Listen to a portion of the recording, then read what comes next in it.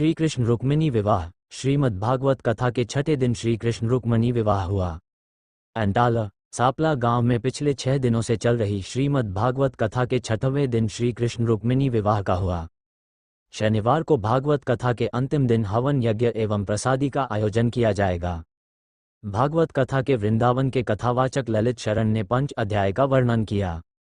उन्होंने कहा कि महारास में 5 अध्याय हैं, उनमें गाए जाने वाले 5 गीत भागवत के 5 प्राण हैं। जो भी ठाकुर जी के इन 5 गीतों को भाव से गाता है वो भव पार हो जाता है, उसे वृंदावन की भक्ति सहज प्राप्त हो जाती है। महाराज ने कथा में भगवान का मथुरा प्रस्थान, कंस वध, महर्षि संदीपनी के आश्रम में विद्या ग्रहण करना, उद्धव गोपी संवाद, द्वारका की स्थापना, रुक्मिणी विवाह के प्रसंग का संगीतमय भावपूर्ण पाठ किया। आस्था और विश्वास के साथ भगवत प्राप्ति आवश्यक है। भगवत प्राप्ति के लिए निश्चय और परिश्रम भी जरूरी है।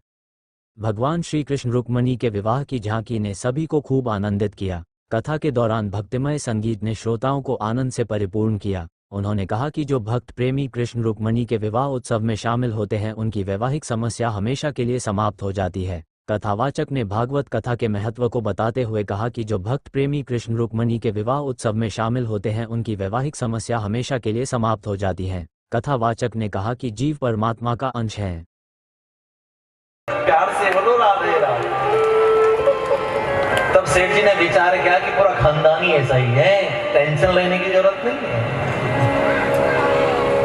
कम बोलो, अच्छा बोलो, मीठा बोलो, नाक तोड़ के बोलिए। आपके बोलने से किसी को ठेस ना पहुंचे।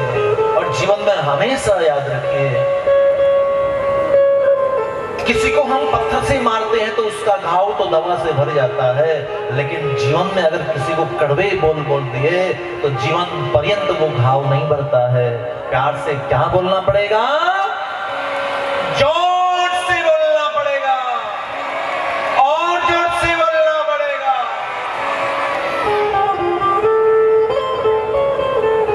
इसलिए भगवान सुखदेव कहते हैं राजा परीक्षित से